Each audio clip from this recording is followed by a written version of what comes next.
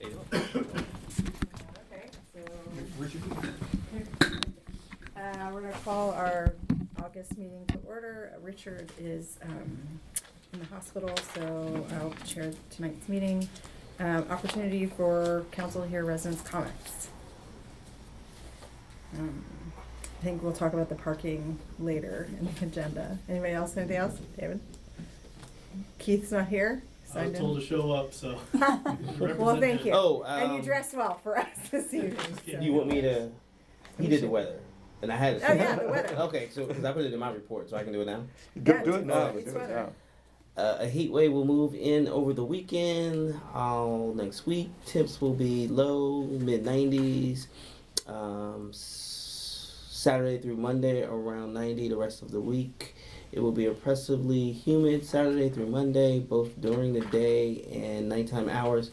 Best chance for thunder showers will come on Tuesday, Wednesday, and Thursday. Expect slightly less humid by the end of the next week, with temps not as hot in the 80s.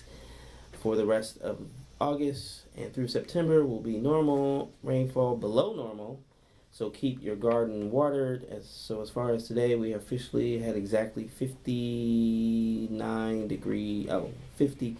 degree or higher days. Normal for the entire summer is 37. Wow. So far, the tropics have been quiet, but that could change in September. Thank you. Keith Allen, DC Weather Services Incorporated. Okay. All right. Okay. So water when you get home. Lynn, any other resident comments? We just did the Keith's weather report. Oh, Nope. You don't have to Okay. if you don't want You to. don't have to. You don't have to. Okay. I do have a question. Okay. On Quincy Street, they're at 109, 105, somewhere up there, they've done some WSSC work. And the dug-up part, which was temporarily patched, was about a 20-foot section. They pasted off.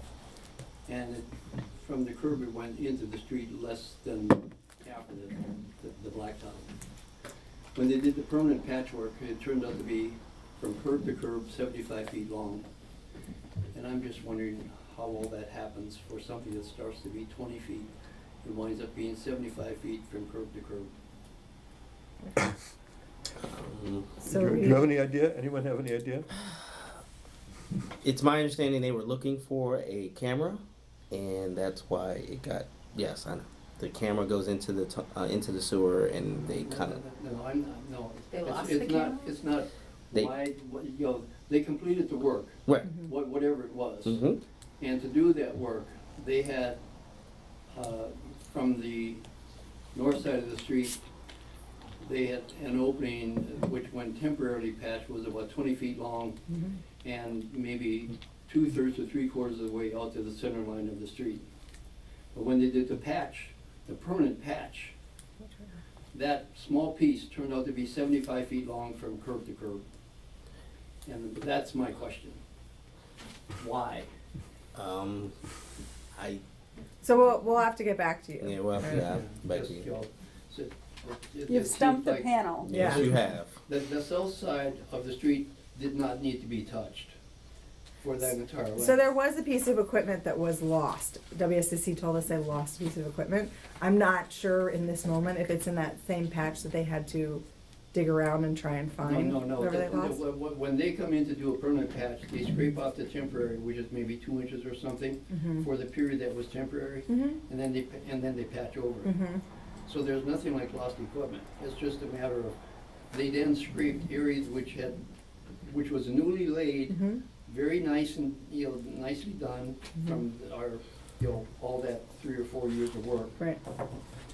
And then they come in, they scrape away 75 feet of length, including the little patch. Sure. And they did it from curb to curb. So we'll find out why the 25 went to 75 on the So final now versus we the have- temporary. And the side that needed to be permanently fixed was the side where cars can legally park. So there's really no traffic there at all. The remaining part, the south side of the Quincy Street, there is no parking, and and so they created a ripple effect where there didn't need to be one. Okay. What's the address again? Pardon? What's the address? You said It's around like 109. 109, 105 Quincy. 109. Thank you, sir. I have Okay. a question. Yes. I don't know how much we're involved with Shepherd Park, but the fence by the basketball court, that huge hole there, Yes. what's the, like, what? So we actually just had, James has been engaging with Park and Planning, and the fence is on their list of things to deal with. They're also talking about, it may be in the manager's report, but It is. they're also talking about potentially resurfacing the basketball court, cutting back the stuff that's continued to grow, and then also maybe cutting back some of the foliage between the playground and the basketball court that has become a place where people go to relieve themselves at times. So trying to clean up all of that. We'll talk about it more later, but yes, it's on the radar. Thanks. Another question. Okay, I walked here, and there's sections along Brookville Road where the foliage it's overgrown. is very restrictive as far as pedestrians are concerned. I passed somebody coming the other way, and both of us could not use the sidewalk. And so maybe somebody could walk Brookville Road and make a determination of where it needs to be cut back. Yep. When we chime in? Yep. Doug has actually done that, and he's provided me with the list, and we will provide the individuals along Brookville Road, simple warning to try to see if they can cut back their Well, foliage. I would think that the sidewalk would take priority over people's personal plantings for safety purposes. Absolutely, yeah. But no, I agree. So there, Yeah, the beyond letter that, is a it's- request for them Right, to. just a I mean, the letter of warning is just like, oh, well, I guess we can just keep it the way it is, we don't have to. No, do it. if they No. don't do it, then we do it and build And it they for pay it. for it. Okay, well, And I think that was brought up at last month's Yeah. meeting, yeah. there's one place particularly between 6815 and 6813, there's the utility pole and just, I don't know, weeds or whatever that you just basically have to step off the sidewalk pretty much. Okay, Okay. we'll make sure I get the letter out to those individuals. And like I said, Doug has provided me with a list of the individuals. He actually walked it. So give me that email again. We have photographs too. Okay, I Okay. just took some on the way. You guys can compare, see who has better pictures. All right, anything else? Dennis? This is the old subject. What is the status of any kind of speed enforcement on Summit Avenue? I would have to go back and look at the last traffic survey that we did. I don't know off the Well, top of my we've head. had the police looking throughout that area, and they report that what seems to be fast, to a casual person walking along, is not according to the speed guns and measurements. Granted, I'm not out there Yeah. 24/7, but I have never seen a patrol car or policeman in any fashion whatsoever doing any speed monitoring. I'm retired, I do have a lot of outdoor time, and I question that in all sincerity, because here with the weather being nice, I sit out there in the morning, read the newspaper, have my coffee, and do, Keep it on by. I've got a reasonably good judgment on speed. I lock myself in at 20 miles an hour, no more on any of the streets in these communities. So I've got a good idea of what a vehicle looks like at 20 miles an hour. Mhm. These cars are not going 20 miles an hour. All right. And on top of that, they leave from Leland, running south on Summit, go through the stop sign, Mhm. and continue on over the speed bumps. Okay, so let us go back and find the last traffic survey that was done, and then we'll circle back with you. Okay? Great, thank you. All right, What is the speed limit in most of the community? 20, and I believe it's posted on every single street. I think so. Okay. All right, anything else before we do committee updates? Okay, so we have someone to add. I don't see any committee members here for updates. We have a but tree person. supervisor, do you have anything you would like to say for tonight? I don't have anything prepared, I wasn't Okay. asked to. That's right. Mhm. So Haley Soifer needs to be added to the, she volunteered, thank you Haley, to be on the elections committee. So I believe that we need to have a motion Appoint. to appoint her, a second, and then a vote. I move that we appoint Haley Sofer. I will second that. All in favor? Aye. Aye. Opposed? Okay, so Haley is joining the election committee. Building administrator's report. Doug? just a few things to go over. It hasn't changed much since last month, but a couple things. On 7204 Chestnut, we requested a wall check to make sure that they meet the setbacks. They have it installed. If you remember when you did the variance, they had a mudroom on the right-hand side. They haven't installed that yet because they have to get to the back for the addition. So they can't give us a wall check until they add the mudroom, so we're waiting for that. I've contacted them. They said they would, as soon as it's built, they will send us the wall check. On 7210, their building permit expires on October 11th. I sent an email to the homeowners reminding them that they need to either be completed by October 11th or they have to apply for an extension. I haven't heard back on that one. 3512 Taylor, we're still waiting for the height survey to make sure that they comply with the height code. That's the one where they raised this slab to meet the, get out of the water table, and they got into the height issue, so we're still waiting for that. I thought that they lowered the, They raised the one and lowered the other. right, So that's what we're trying to so figure you're out. waiting on the check for that to. Have they completed it? I mean, do they have is the roof fully up there and everything now? They don't have the shingles on yet, Okay. and they really can't do the survey until they get the outside grade to finish grade, because that's the starting point. Right, okay. We've also reminded them that we need something from the county acknowledging that the latest change doesn't require a county re-review, and they told me this week they're working on that. That's it as far as my report. Do you wanna go over the accessory dwelling unit now? Yes. James? Yes, please. You wanna come up here? You're welcome to sit up here while you explain. It's up to you, wherever you're comfortable. Why don't you give me a chair? That way they can see, everybody can see you and we can see you too. Wow, it's up here. So, without Ron here to provide the best of context, Doug, why don't you, the county has just passed an ordinance that covers accessory dwelling units on lots. You Yes. have, at the last council meeting, we were made aware of that and we discussed maintaining the character in the village. What might we need to consider doing with our own building codes? Right. Given that the county has just passed this new accessory dwelling unit ordinance. Take it away.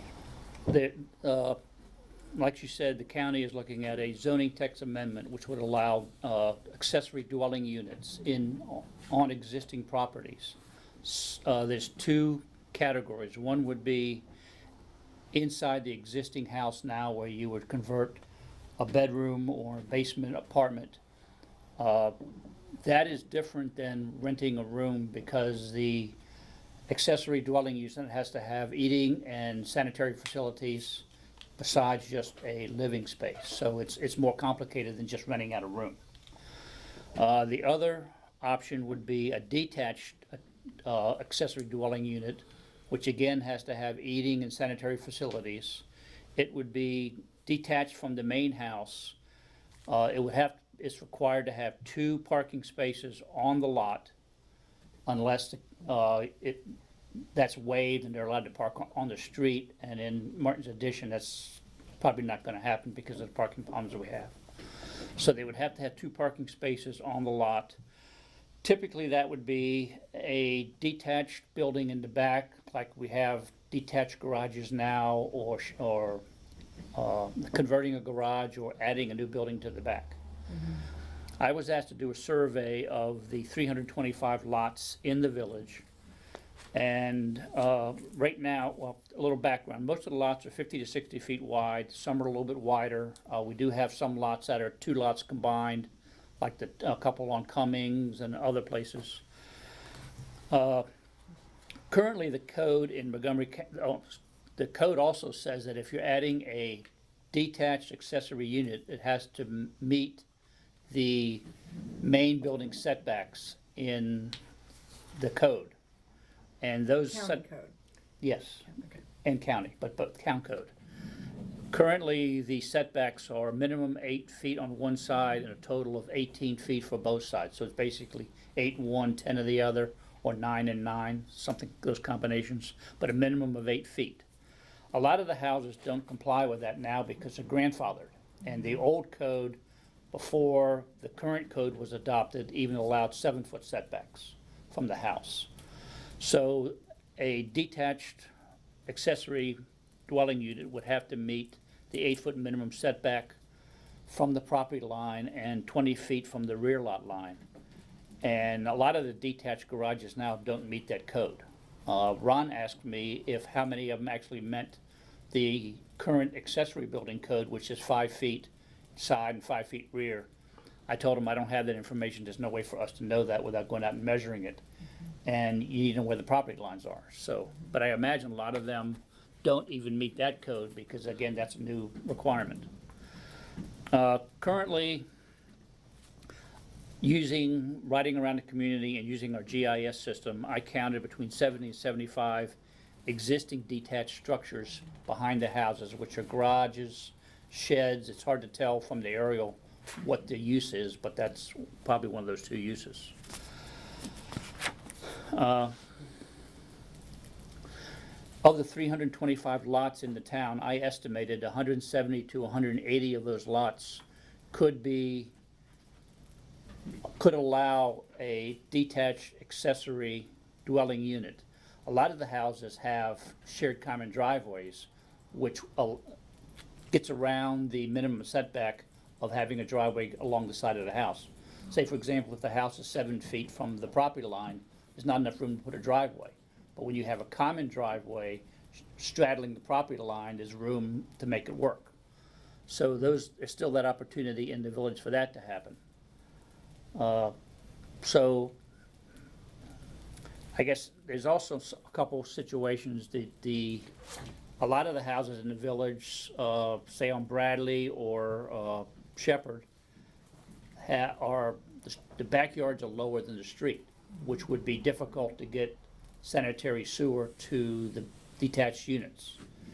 WSSC does allow ejector pumps to be in the residential units, so they could apply for an exception to get an ejector pump to pump the sewage from the garage unit in the back below the street up to the house and get it out to the street. WSSC doesn't really like that, but they do allow it. They do make exceptions for it. We also have a requirement in the village of 30% non-vegetative area, which means if they have to add 2 more parking spaces for these units, it's unlikely that they could put parking in the front. They'd have to go to the back of the lot or along the side of the house. The non-vegetative area begins at the front of the house and goes to the street. So if they can park next to the house, that would be allowed. But again, a lot of the houses are too close to the property line to make that work. So, any questions? Yeah, I don't know if you know the answer, but if you have a non-conforming garage now that's close to the boundary, closer than now allowed, would it be allowed to convert that from its present use as a garage to a new use as a dwelling unit? Do you know the answer to that? My understanding is yes, but I'm not 100% Okay. sure. I don't think they've got into Even that. the structure is grandfathered in, Yes. even though it's a new use? Yes. Would be my question, yeah. So this helps because last week we weren't sure how the county code may or may not play here in Martin's Addition. So from what I recall last meeting, you guys correct me if you have a difference of opinion, is that now that we have this information, I think it would be good for you to sit with Ron and look at our current building codes and maybe, one of the other one or two council members with you to go through and say, the reason Martin's Additions has its code is to maintain the character of the village. Given this information, the research that you've done, what changes might we consider for the code in light of the new county ordinance so that we can continue to maintain the character of the village? Yeah, I'll sit in on that or Okay. participate. Great. Ron's gotten a copy of this, so he has looked at it. Good, good, okay. So I know that he's on vacation. Okay. Maybe schedule that if you guys can just get together, figure a time out when he comes back. Okay. If possible, we could have something ready to go for the September meeting. If you need more time, let me know. Arthur, if you. Yeah, I'll be around. Okay, I'll contact him. All right. Yeah. Anything else from that? Anybody? Thank you, sir. Okay. Nope, Good job. That's great, thank you. Anything else, comments on the report, other report? Anything else come up? I read it before, and that was, my only question was the one I raised about nonconformity and whether, even though you change the use, the grandfathering and still applies. Okay. I went back over a Should have couple of that. notes from old meetings and or previous meetings, and I wanted to make sure, Ron was supposed to be looking at sound information. I don't know. if Yeah, you what, talked- at what? Sound. Oh, sound, right, yeah. um, Decibel levels as Definitely, well yeah. as Anything hours, coming up on that? both of those. Hmm. So again, I know he's out, it's not fair to say where is Well, that. you probably, again, don't have, let me just raise it with you to keep your ear open for things. We have a neighbor who has a emergency generator that is very loud. And it only comes on when the power goes off, and so you don't normally hear it. And I was talking to him the other day. He's a very nice, approachable person. I said, "You probably don't notice this, but your emergency generator," and he finished my sentence, "is very loud." He says, "I know." He says, "You know anything that can be done about it?" And I said, "I know you can't cover it because it needs air circulation. I mean, you can't cover it entirely. But do you know of baffles or anything like that could reduce the noise?" I've never had an experience with an emergency generator, but on air conditioning units that are older that still make noise, Yeah. they do put screening around them so that the noise goes up and not out. Ah, okay, so there are some solutions to that sort of thing. Yes. Okay. Can Yeah, I add to that? I have a generator, and in years past, when I've had to use it, I bought 2 sheets of 4x8 plywood, plus I had another extra piece, and I would just position them on an angle Like a on 3 roof. sides of it, so the exhaust would go out, and it was underneath of our back open porch area. Uh-huh. So it did make a difference, because that was one of the things I was very sensitive about for our neighbors. Uh-huh. It did make a difference. You could even elaborate on that even more. Right. By buying foam Right. and placing on the inside or general insulation. So there are simple and basic things that can remedy that problem. Mhm. And when you're done, you just pick them up, you slide them, put them away someplace. Right. You also may be able to, I don't know, but we can check online to see if there's a newer exhaust, like manifold on it, Oh. like a muffler. Right, yeah, upgraded mufflers. If Oh. it's a Generac, they've I got don't good know. service. You could ask him if it is a Generac. Okay, I'll ask. And they may have an Right. updated, modified Right. muffler for them. Okay, because I know the whole neighborhood notices, it's not just me, and even the owner of it notices it, so, is aware of it. Okay, Okay, thank you. Okay. thanks, Doug. It takes a village sometimes Okay. to keep it quiet. That's right. So the next thing is action on minutes of the July 18 meeting. These have been reviewed. Can we get somebody to make a motion to approve the minutes? I move that we approve the minutes of the last meeting. I will second that. All in favor? Opposed? Okay, traffic order. All right. So before we introduce the traffic order, can we, Doug, sorry, not Doug. Good night, Doug. Dennis Yes. has given us a letter. James mentioned there was a couple other There's pieces an of email, correspondence. look under number 4. Should be. No. So- No, they're just the ordinance. Just the the This is from resolution. I just received this today. It's an email from 7313 Summit. Okay, Um, so here's my map, Arthur, just in case. Okay. Yeah. Yeah, I do. They did. I know. They just gave it to me recently. I literally just got my hands on it. Okay, so forward it to me, please. Oh. Okay. All right, sorry, we'll share that, and, okay, so give us just the background, and if you guys wanna both, I don't know, Dennis, if you brought it, or you had, Joe Kuchar out, so maybe if you could give the Yeah, background. well, and yeah, then let's hear it, Joe. We'll do background from, James, and then any resident comments, including the emails that came in, maybe after that, email and letter. So in essence, at the corner of Thornapple and Summit, there is a spot where a car can be parked on Summit, the east side, correct? And as emergency trucks and large trucks make the turn from Summit to Thornapple going southbound, if there is a car parked Northbound. northbound, if there is a car parked there, it makes it very narrow for that vehicle. If the car is parked here, Yeah, if the car is parked here, it makes it very difficult for them to go around because there's parking on this street, side of the street as well. okay. So there's a car here, and it just makes it very difficult. The intersection that I want to compare it to is Chestnut and Taylor. If you're going southbound on Chestnut and you make a right onto Taylor, there is a no parking spot right in front of somebody's house, right next to a driveway. So as you mitigate that particular turn, there is a no park. So there is, I won't say precedent, but there is precedent for Right. this because that's in essence what this does. Mhm. Chestnut dead ends in the Taylor, or T's in the Taylor, and as you make the right, there is a space so that there's no parking there, so people can make that right turn. Mhm. That sound about right? Sound, we on the same page? Yes, add a couple of little things to that. So this is, I'm just gonna say for the record, Dennis King, Summit Avenue. Correct, 7315. The two cars that have been out there a number of times, one of them is the resident's vehicle. The other vehicle, I think, is someone related, I do not know for sure. That's the vehicle and position which creates the obstruction in the turn sweep area that we are referencing here. So there is a space, and I encourage keeping that space for the homeowner Oh, in front of their home. Mhm. And this was discussed with Joe and James when we were there, because at first Joe had said, well, I can put the sign further up, which would have been on the Gordy property. I says, no, please don't.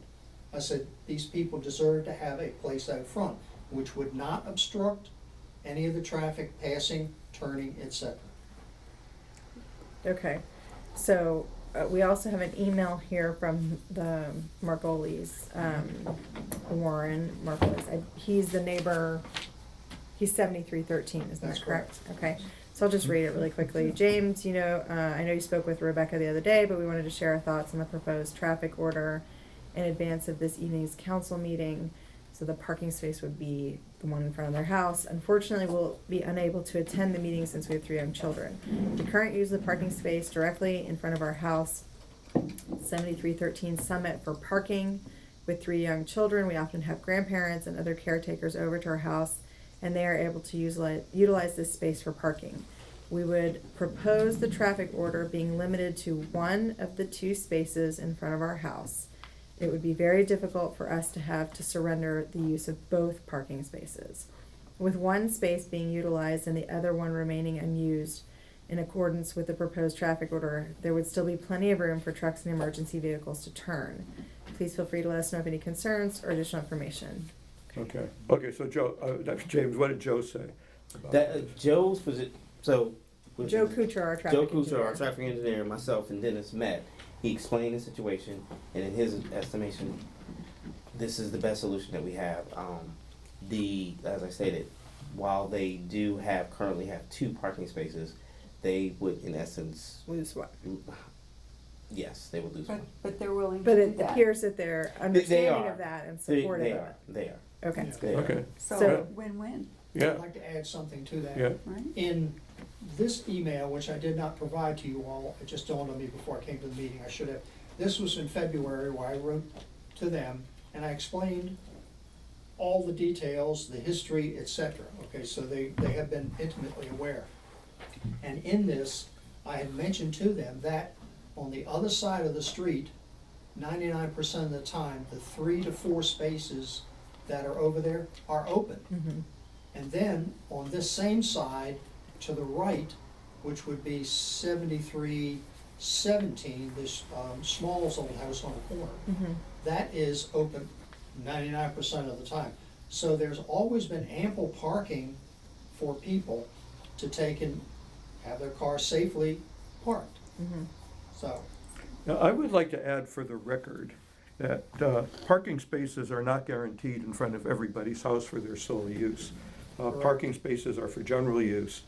And as you say, there are spaces across the street, up and down the block. And so there's not an obligation, except meeting people's conveniences. Yeah.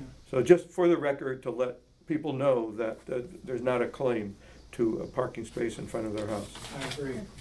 Okay, so the resolution as drafted, would limit the parking, but would still allow for the one space in front of 7313, correct? That is correct. Okay. Good. That is correct. So, Let me also add that they also have a driveway, and so it's not like they don't have another, I'm not saying that that's an excuse, but Right. they do have a driveway. Okay. Yeah, at the present time, they have 2 cars in it this evening. Correct, so they do have a driveway. okay, so I need a motion to introduce the traffic order.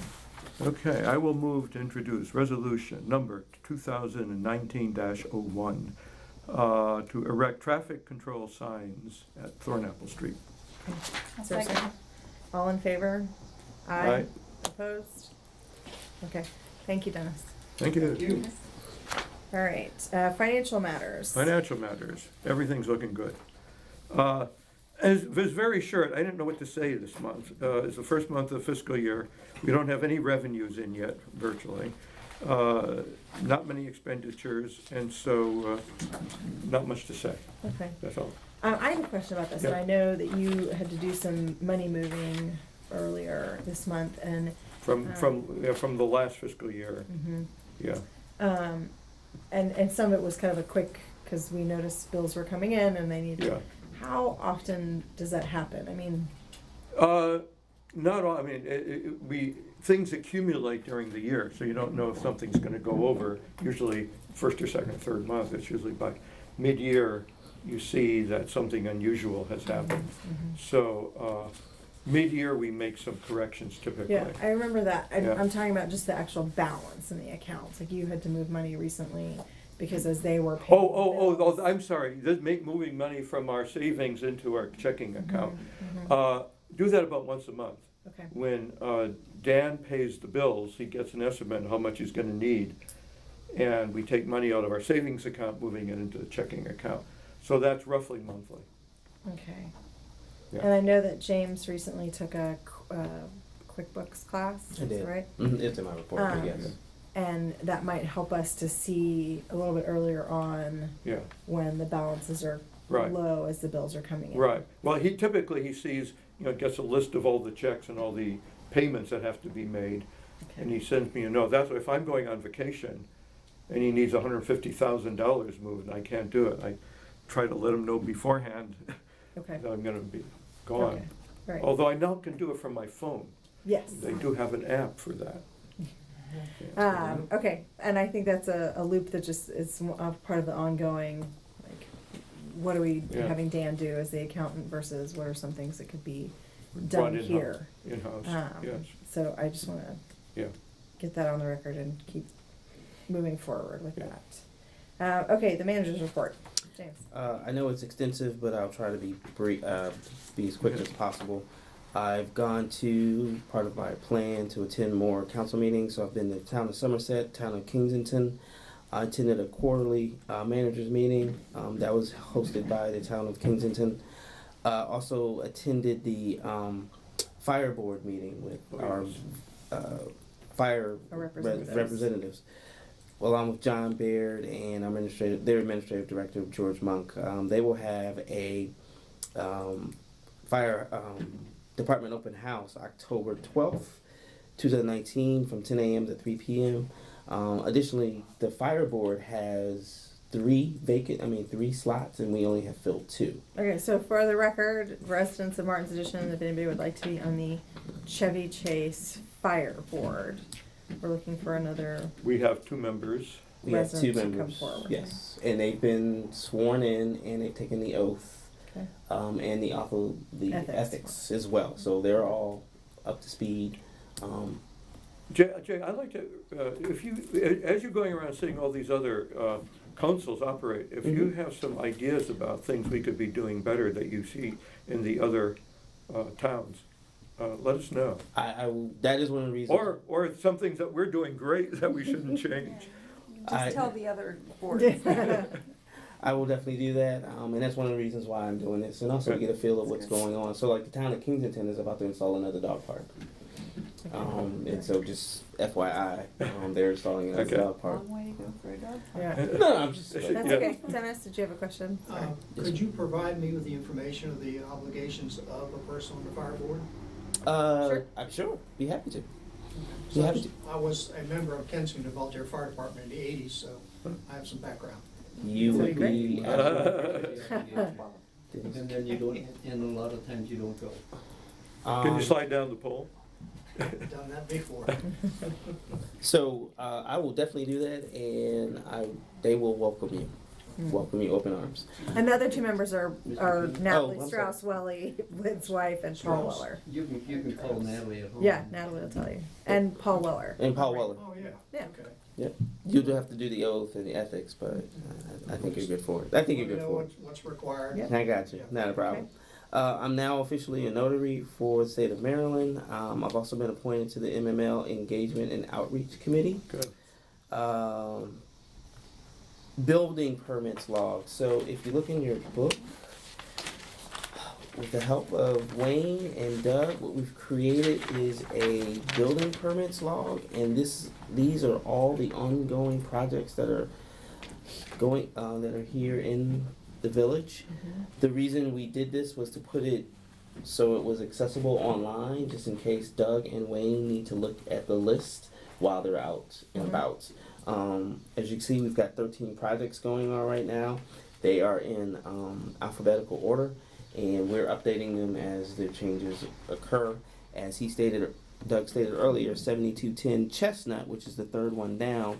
See, the permit expiration date is 10/11, and Doug and Wayne don't think that project is going to be done by that time. If it is, it'll be a whirlwind construction job. But that is an example of what this particular sheet exists. So we'll keep this sheet updated and provide it at least once a month so council and anyone else is interested to find out what's going on in this Village of Martin's editions.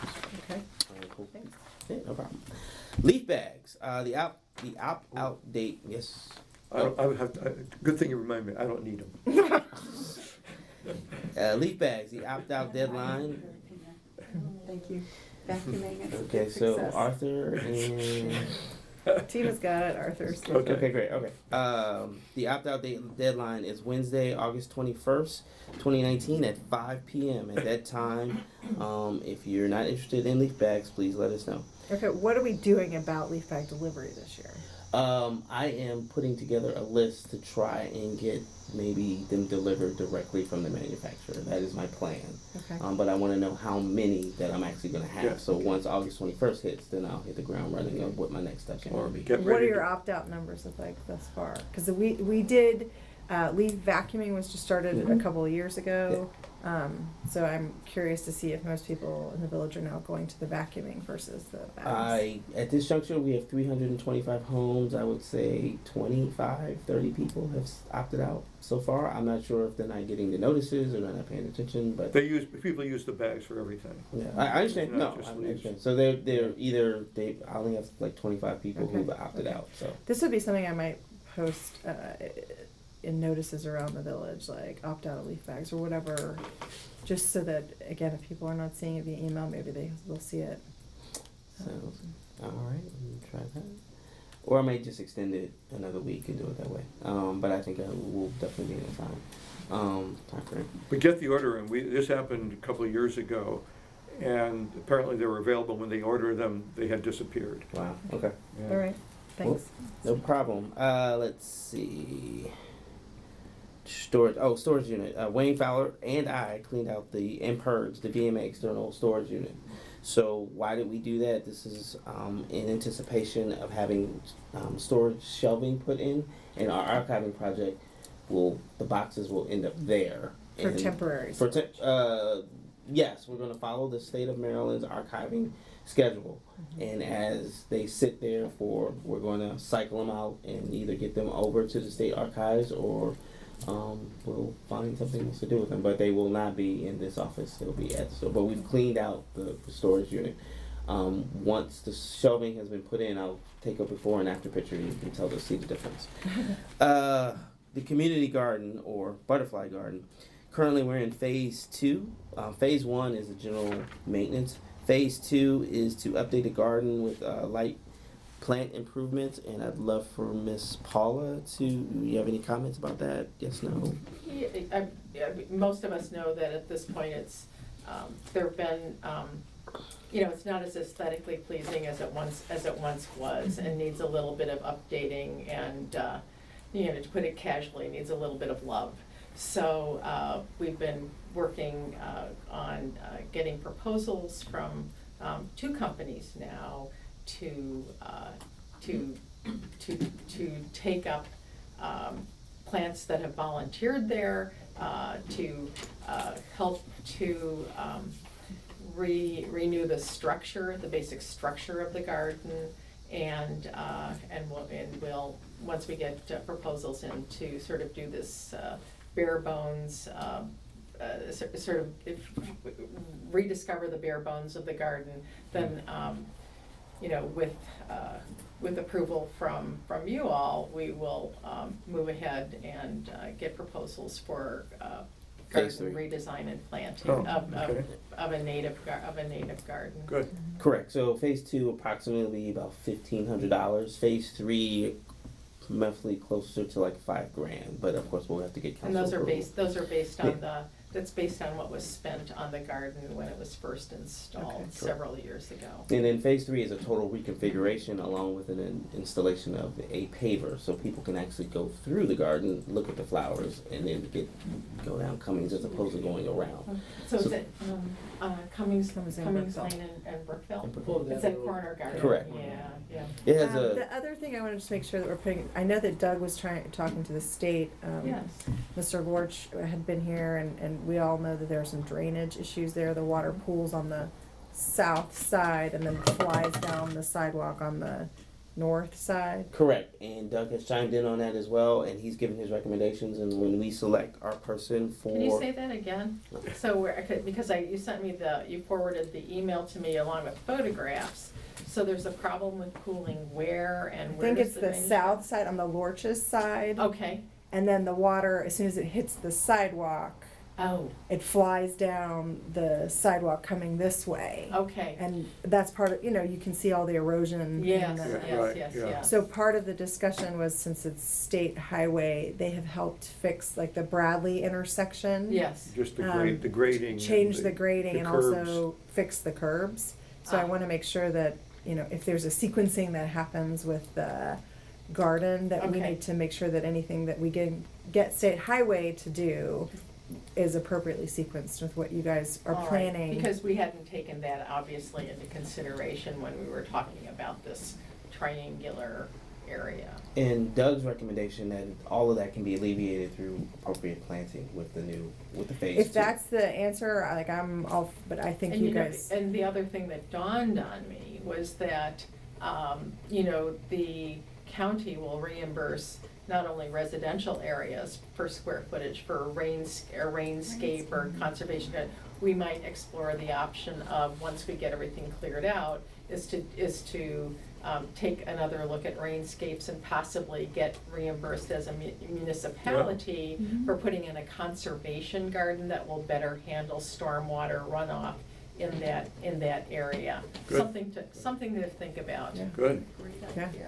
And to that, we did a rainscape from the side of our yard into our backyard, and Alan Tuck Landscaping has extensive knowledge of all of that, the process, the procedure, the pluses and the minuses.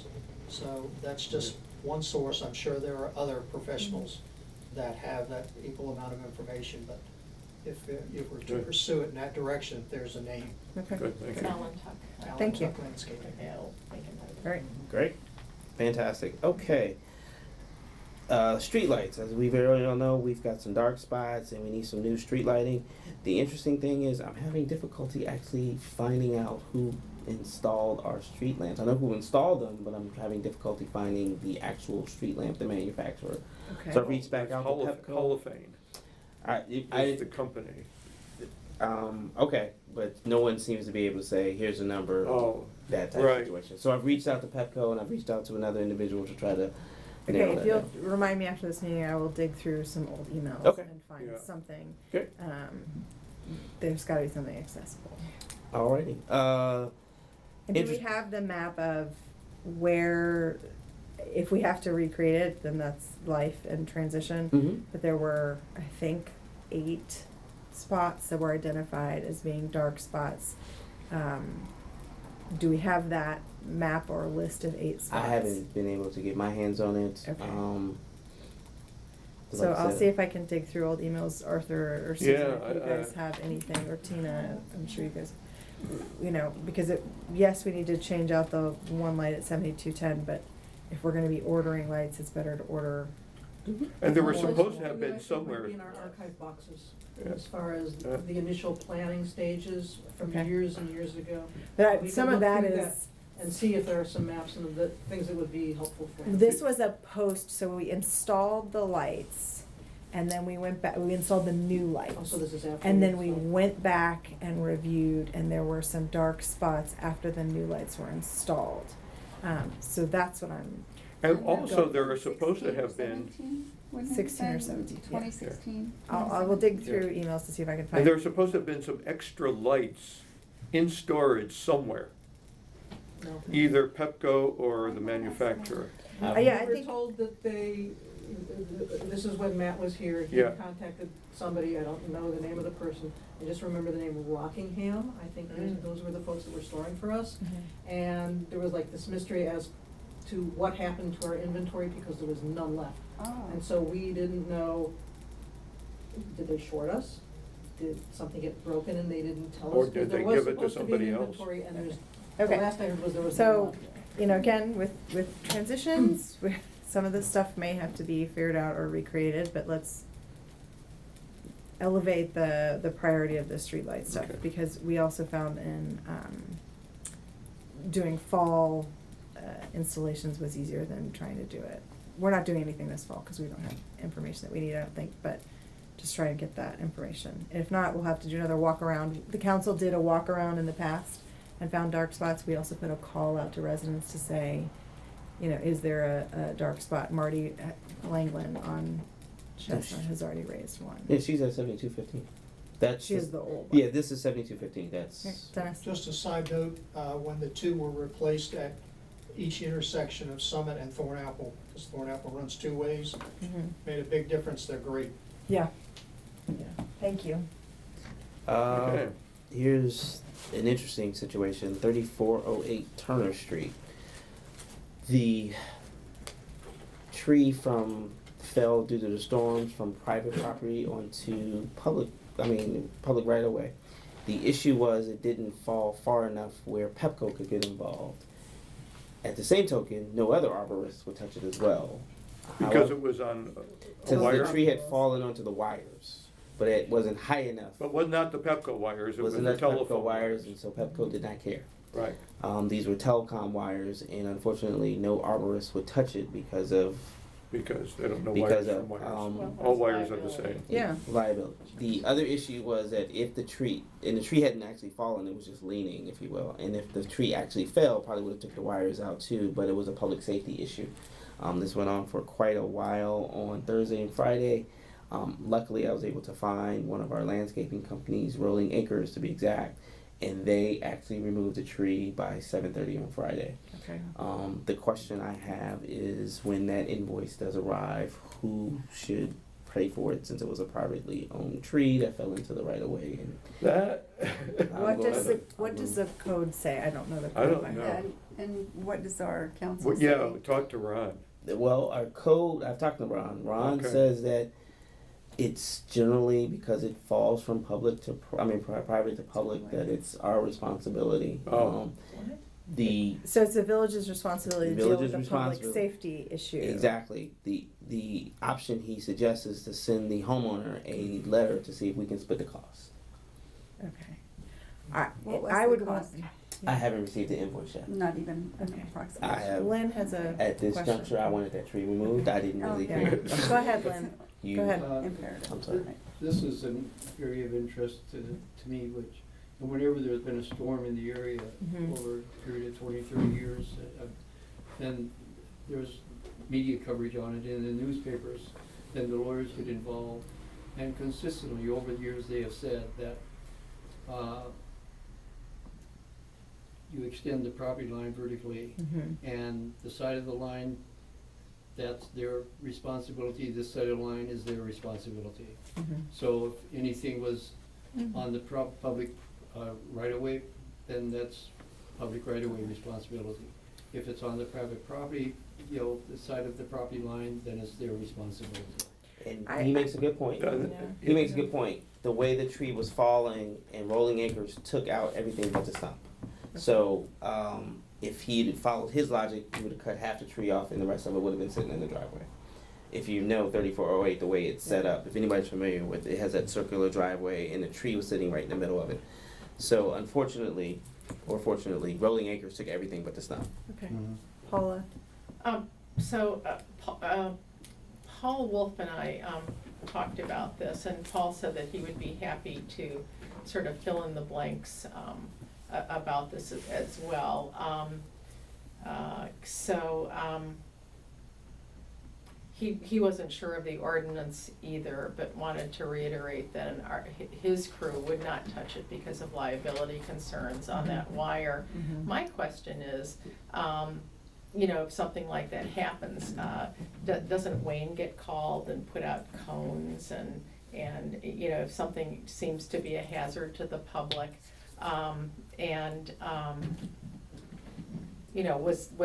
were the residents given, I guess, any guarantee, were they told by our office by the village office that the village was gonna pay for the removal of the tree? Well, at this juncture, the tree was stationary, but if it rained again, the likelihood that it was gonna fall So again. my question is, were the residents told that the village was going to be paid, that the village was going to pay for the tree removal?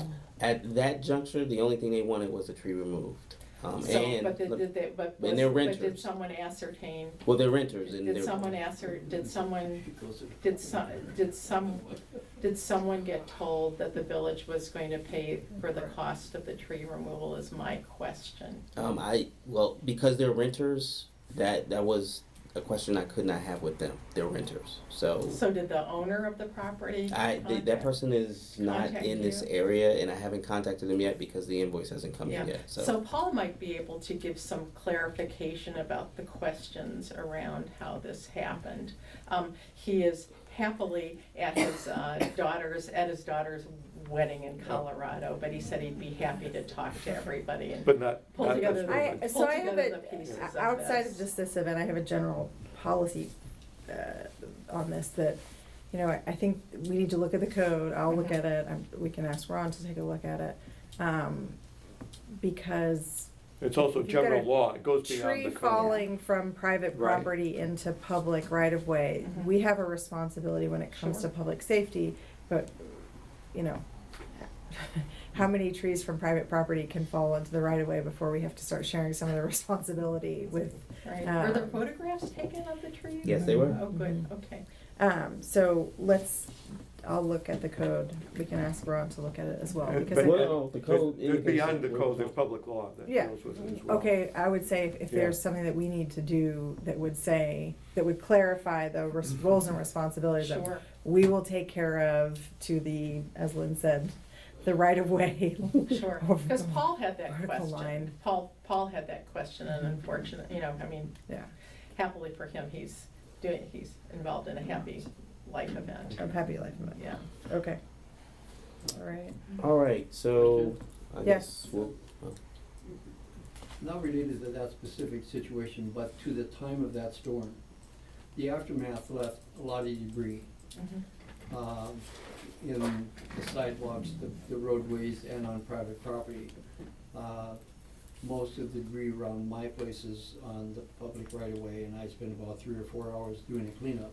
Mhm. And I was wondering if the village could have something set up like they do in the wintertime to clear the snow, to have a contractor come through, like, Rolling Acres does a cleanup, with the blowers and everything, like once or twice a year. And when there's an event like that there could be in place, call them, or whoever you select, to come in and clear the public right away of all the debris. Okay. Because it creates hazards, some of the stuff is pretty big. It could, a car truck could go by, it could snap up, just pedestrian wise, it's a safety issue. Paula? Sure, I think you'll be, I'm sorry that you had to do the work that you had. No, I didn't that you have to, did, I but- just volunteered, it's Okay, just because. but Paul Wolf actually, I actually saw him going around the neighborhood early on Saturday morning, and he was picking up limbs and putting them into his truck. So he is, he's very responsive to issues, to the residents, the needs of the residents regarding trees in the Village of Martin's Additions. And I personally saw him early on Saturday. Yeah, he went around, on our street, there was a tree had come down, he cleared it yes. off the road, off the Yes. sidewalks, for removal later, so he So if was. there's ever an So issue, is you that can part of always our- call or email, or, we can make sure that we get his attention. Right, so in essence, to answer your question, yes, we have a person in place, and that is Paul Wolf, and he goes through the village after storms to make sure that certain debris are taken out of. He doesn't do a sweep up Right. of sidewalks and yards and What things, I'm- but he does I clean think out what the he does street. is, he takes away the stuff that represents a safety issue, Yes. the major stuff. He's Yeah. very But conscientious. what I'm asking for is a sweep, Okay. such as Rolling Acres does in the fall, or, I don't know, you have a label for it, I don't remember what it is, but they do a Street- very street thorough cleaning. job. We do the street cleaning. And they go from basically the property lines, out the grass that's on the Right. inside of the sidewalk, out to the street. Mhm. And that would give us a nice clean landscape again, Mhm. instead of this small stuff lying around all over the place. So that's what I'm asking for. And I know Paul Wolf, we know each other by first name, and we always have a nice little chat. So he's a great guy and he does a great job. Thank you. Okay, all right, go ahead, James. Oh, of course. So I've completed the training for QuickBooks to address the issue that you brought earlier. There is an option for us to have our QuickBooks put in the cloud, and with that, you would have access to monitor funding, so you would see it yourself. The way it works is that there's a licensing that's involved, and then if there's a monthly fee, and then once the monthly fee is paid, the individual would be looking at QuickBooks as though Dan was looking at QuickBooks. So therefore, it's the desktop version of the QuickBooks. I highly recommend that if we're going to move forward. What's the fee? The fee is, good question. I just got that today. Where is it?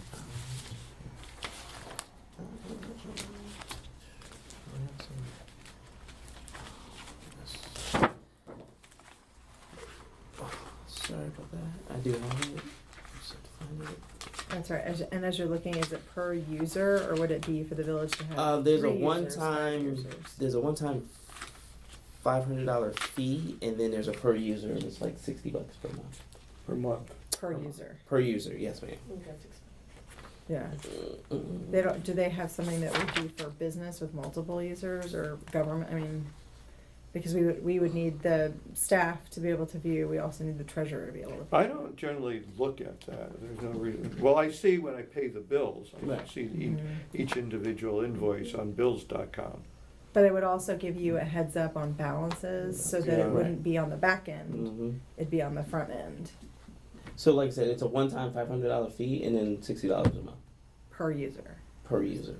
Okay, it's not crazy, especially compared to what we pay annually for accounting. But let's see if they have some sort of business or, government rate. If you're not confirmed that that's a business or government. No, For this is multiple this. users. I That is $62 plus the $500 flat fee. That's their government rate? Yeah, I mean that is yes because they knew it was Martin's edition. So Okay. Well, sometimes you have to tell them they don't know what a Martin's I'd edition be is. more than happy to And do it. sometimes they'll reduce the cost for additional users too, even Yeah. if they don't have a special rate. All right, I will look into that some more. I think it's definitely well Yeah. worth even. I know I realize. Comparing that to $30,000 Yeah. annual. Yes, ma'am. Let's see. Chevy Chase Park. They are addressing the erosion and drainage issues. Known as Shepherd Park for Shepherd- some I'm of the people sorry. in the room, but. Shepherd Park, yes. Basketball court improvements, including resurfacing the courts, replacing some fencing around the playground, and painting the playground equipment. That's starting in September. So I just heard him say that fencing around the basketball courts as Mhm. well, so let's make sure that they're looking at that. Yep, and actually, okay. We dealt with Joe Cutro and his sign. The door downstairs, I'm still trying to find someone to actually get an estimate on the purchase of a new door, so have a little patience with me with that. The archiving is still going forward. Tina is approximately halfway through, and hopefully we should be done either by end of August. And then, as I stated, once the boxes are ready to go, they'll be put into external storage. And then at that juncture, if it needs to go to the state, it will then go to the state. Okay. And we have a schedule. We are following that schedule. Fire hydrants. Wait, Oh, one second, okay. you Oops, had a sorry, question sorry, on that. sorry. And with all due respect to James, I had mentioned to him, because I had not seen his report when it had come out, that August was the projected date from a month ago. It's gonna be more like September. There's still quite a bit to do yet, Okay, so, I'll just make a correction. that's all right. Are the people you deal with in the state offices, are they responsive Yes, when you talk there, to them? there's two different divisions. There's a Yeah. permanent records division, and that is in Annapolis. And there is a so-called temporary division where the records can be destroyed over time. That's in Jessup, Maryland. And they have different protocols. So they have been very good either with email or phone calls. I have the names of the folks and Okay. they've been very good. Because it's not, even when you look it up online, it's pages and pages and pages Right. of protocol Right, that don't necessarily make sense even when you're reading them. okay, And so when you speak to them or have an email question for them, they have been quite good. good. 'Cause when they first set it up, you could never you didn't know what was going on, and they were unresponsive, Yeah, that's so why I'm we had to asking. wait almost a month just to get boxes. I ordered boxes and it took that long just to get the archived boxes. Right, okay. And there are different protocols for the paperwork depending on the type of the record, and it has to be very, very specific. You submit it to them, they could very well reject it because it's not written out the way they want it to, and then they send it back to you. So even when the time comes that we will be ready to submit the paperwork to them, doesn't mean the boxes are gonna be leaving here. Okay, I'm glad you're doing it, not me. Thank you. Thank you. Fire hydrants. One of our fire hydrant signs has fallen down, and I am proposing that we install what's called a candy cane. This is just a suggestion. Yeah. I'm not ready. What- to These are the kind they stick on the hydrant? Correct. They stick Yeah. Instead of having the Correct. orange Right. sign. Right. Okay. Oh, right, and they're spring-loaded? Exactly. Yeah, And like I okay. said, I haven't. It's just something I. Is that what they have next door? And they have it in 3 and 5. Mhm. Okay, so it's the Section little 385. Let me see the one red that and came Yes, down. sir. white pole. This is the one Right. that came down. It came Right. down on 3506, I think, Here. at Shepherd. What, we can share the, Oh, right, The yeah, candy yeah, cane yeah. picture. It's- Yeah, I'm sorry. Okay, Yeah. this is standard old yellow fire. Now, yeah. Oh, Sherry, and this this is what is, we're this talking is about. for, like, when plows go by or trucks and they hit right, them, right, it'll right. just spring away and come back up. Oh, right. They They can stay there stay permanently. permanently. They stay there permanently. Yeah. Oh, I thought they were for snow, but. They are for snow. Yeah, No, yeah. they're for snow, just like the yellow sign. Hopefully you never get to drift that high. But Anyway. But they're also for, when we had the fire department come through before, just with the amount of cars that we have parked on the street, having that's- some additional highlighting Yeah. of the That's fire getting hydrant different, was. Yeah. That's Oh, really yeah, this is good idea. Brookfield Road. And so in my conversation with the fire board, they approve of the fire canes, of course. Oh, they do, okay, Yes, that's they do, good to yes. know, oh, that's nice. And Joe Good. Cuccio has indicated that the ones that we currently have, which are not horrible, are somewhat outdated. Okay, So, like I said, I hadn't moved forward with that, but I wanted to let you know there are 3 options. They're not that expensive. They're like 30, and we have 30 fire hydrants in and around the city. There's 3 options. We can buy maybe 5 per year and slowly purchase 30 at once and just install them, or to just do it all at once and get it over with. Yeah. And that is So where they're we- $30 a piece. Yeah, they're like $30 a piece. And then Wayne or somebody will have to install them. If you do it in installments, people might feel that they're being discriminated. Yeah. Yeah, I'd say do it all. Like I said, I didn't think I was going to get this far, but I did. So I don't know if we need a motion to expend the money, but it's within, we have it within a line item somewhere. Yeah. Yeah, where would that go? I would put it under streets. Streets. Streets. Yeah. So that's where I would put it. Okay. I did not think this was going to. Wow. Okay. So I will do option 3, and For the record, I'm for attrition, but I'm sensitive to Lynn's comments. So. no, he makes a good point. He makes a very good point. And then the other thing the other reason Joe Crucio says is once you do it all at once, then it's over and you have to worry. Yeah, and the other thing is there's a uniformity.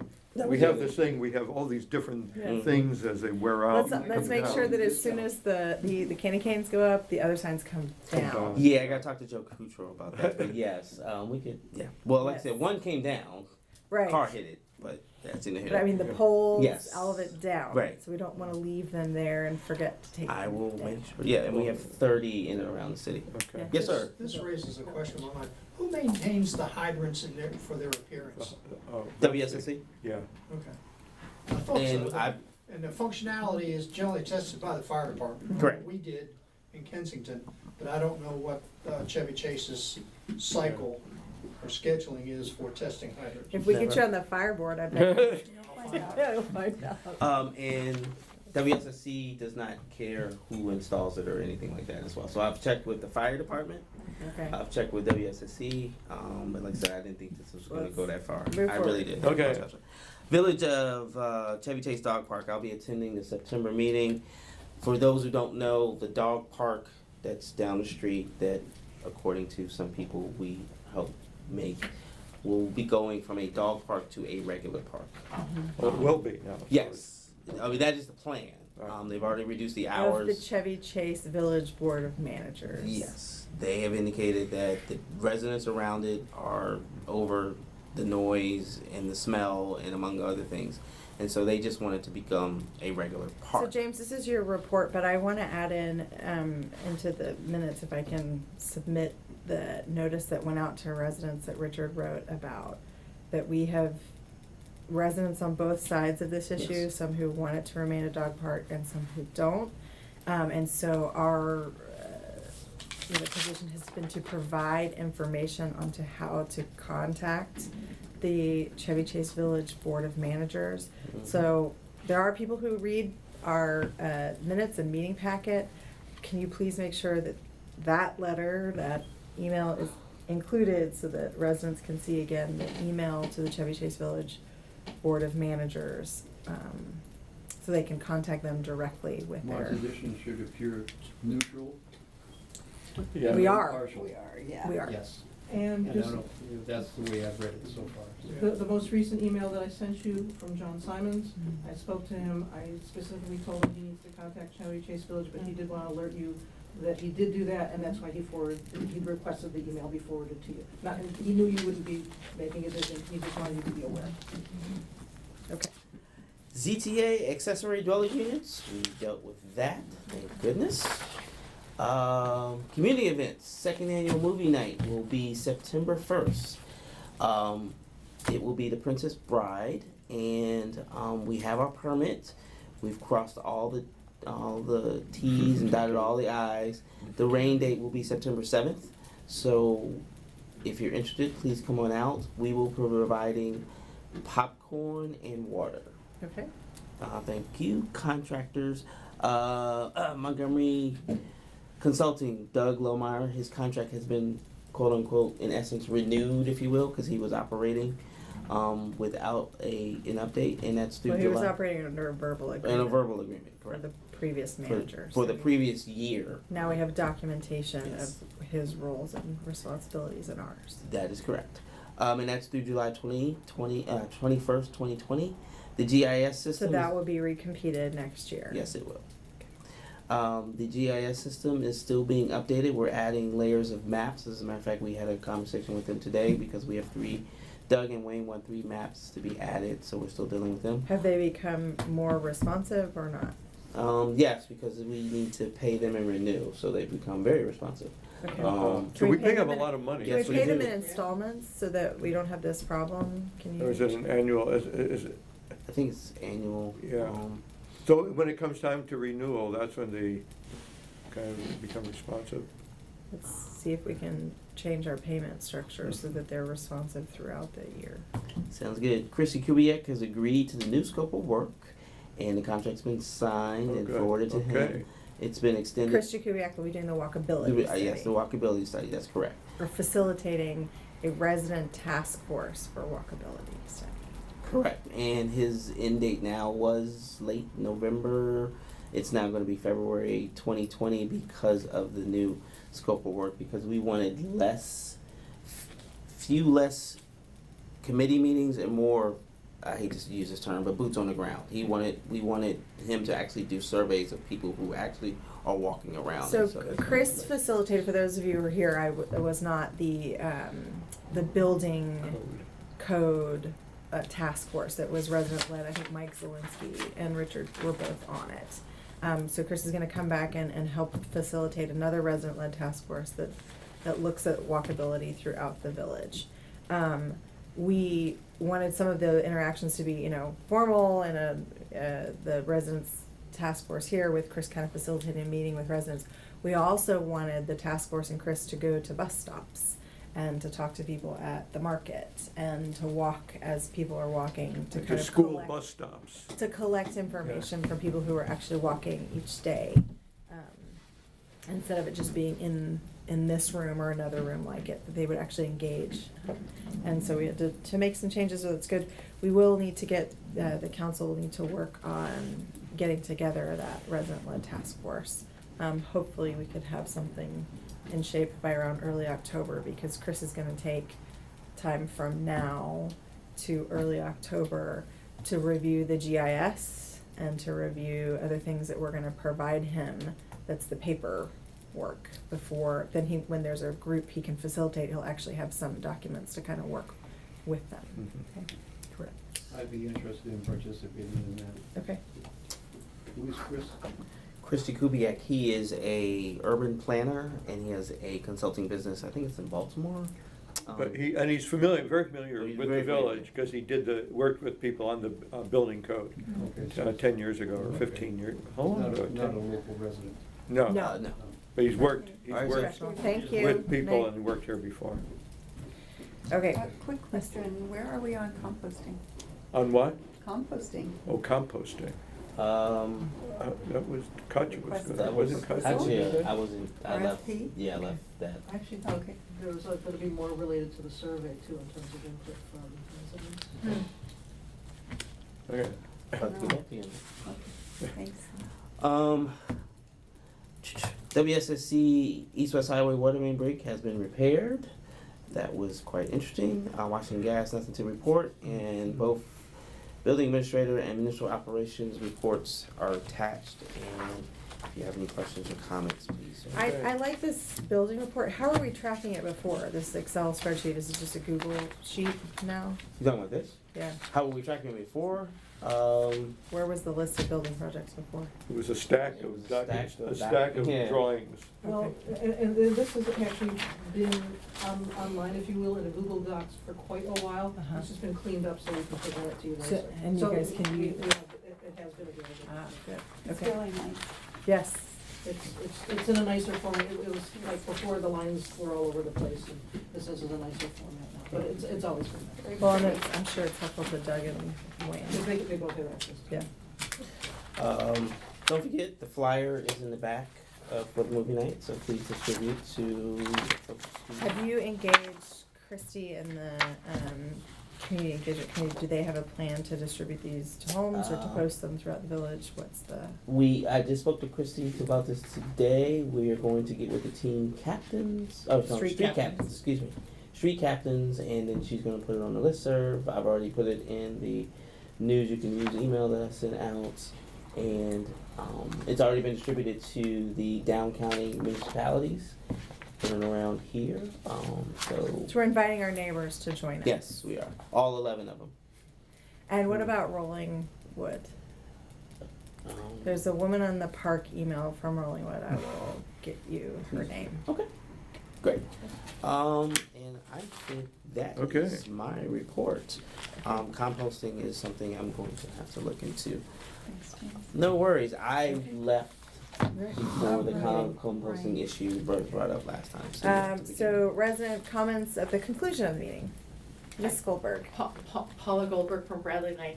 I've got a request for our dead end. I don't know how long ago it was, but I remember bringing up a concern about the unpainted stormwater drains that have that are reinforced with rebar. Yes. And there are a few of us on Bradley Lane, including guests to Bradley Lane, that have pulled up a little too close to the rebar and have ruined tires. Oh. So as the days get shorter, I was wondering if we might be able to engage some painters to paint the storm drains some color so that Or- people won't park too close. Or, to I mean, I'm not familiar with it. Is the rebar sticking out? Well, what- it's. Can that be it- dealt with so that it I doesn't don't think puncture so. I tires? don't think so, Arthur. No. I think that it's difficult to see. Yeah. The lighting is okay at the dead end. Yeah. But, you know, if. But it shouldn't, we shouldn't have a situation where if you drive over it, Yeah, destroys your and I have to tires. say that I know of at least 3 people, including Oh. myself, that have had to do some that have had, it's been a very expensive Tire work. Yeah. exercise. Right. Yeah, and the other thing, Yeah. the other thing that would be nice to get repainted at our dead end would be the white fencing that the reflectors are on, especially as the days are getting shorter. Right, It's gonna right, get right, darker right. earlier, and the more illuminated it Right. is, the better off I just, think it's everybody a will general be. review of the bottom end of Bradley. Well, and I think And it Raymond goes for might need it, Raymond and as Yeah. well. Quincy might need Right. it. Yeah. But I think to, you know, as we proceed into the fall and winter, I think that it would certainly, if we can enhance those areas. Right, and yeah, this is- that's come up before. It this may, is it may something that- save a lot of heartache. Green Sweeps, part of their engagement, part of the contract is about the dead ends. And Paul Weller on Raymond has brought up, we had to wait a lot with repaving and the WSSC work. Now that that's done, you know, going back to and evaluating what would be appropriate plantings for the dead ends. I know that we have some like connecting lines, so nobody wants to put anything big. But I think a review of all the dead ends Yeah. that's in their contract for them to be working Just to on. refresh and paint it. Yeah, I mean, yeah. It really gets to be crummy looking. So the two different parts, you know, Garbage, the infrastructure that's debris there that needs collects to be down painted, on it. but then Yeah. also discussion with, and Paula, you know, And you know, what sometimes might we be still appropriate get, even in plantings. these days of GPS, we still get people speeding down Bradley thinking that there's a shortcut to Western Avenue. And although, Sadly there disappointed haven't been there. any dramatic They haven't gone. episodes yet, Okay. but no dramatic incidents, but anyway, if we can just kind of refresh the paint, that would be Okay. great. And there's a bigger space on Raymond that we owe Paul Weller some appropriate replanting, because there was a bunch of stuff that was torn out. We don't owe Paul Weller, but he was the one who raised it to the council's attention years ago. Yeah. There was a bunch of stuff that was torn out, because we used that dead end for staging area for a lot of heavy equipment. Yeah, Lynn. Is that something you want us? Yeah, so we need to go back Using and see paper? if it's our, yes, it's because it's our right of way, we need to maintain it. What, On this subject, I think it was last year, as a result of all the different contractor work that was being done down there, on Oxford Street, close to the intersection of Quincy, there's 3 stormwater intakes, and now at Quincy, there's 1. The one at the on the, say, I guess the east side of Oxford, and just off of Quincy, that platform on top of the storm intake Six. had been pushed back quite substantially, out of position to a point where it even cracked some of the curb and gutter. And it turned out that that was a county responsibility. I think it was researched at the time, and Matt, somewhere or another, I guess, somewhere or another, a crew came in there and they moved the thing back out there, but I don't think it was a Martin's Edition expense at the time. And as far as, you know, I've had the same situation with the storm intake that's right in front of my house on the west side of Oxford Street. And I think on the corner, they have like an angle iron. It's probably a 1/4 inch thick. And if that angle iron gets stuck out, or if the platform moves beyond where the normal curbing is, and if you're really too close to the curb, then that sharp corner of the angle iron will take out a tire. And so what I've trained myself to do is to have in my rear view mirror the line between the gutter concrete and the blacktop. Yeah. And that way I know I'm far enough away, so. Okay. But I think that the issue of those things projecting into a driving space, that may not be a Martin's Edition responsibility. But we just need to find out. But it's a hazard. Yeah. Plus, if we can have a way to identify them, Yes. Yeah. drivers to identify Yeah. them, But and then have it even, taken but care even of. the painting may not be Oh, your that's true, too. responsibility. That's Yeah. what I'm driving at. Oh. Okay. Just trying to save us some money. Exactly. All right, any other comments? Hearing none, move Okay. to adjourn. I move to adjourn. Go. All in favor? Yo. Aye. And before 9 o'clock.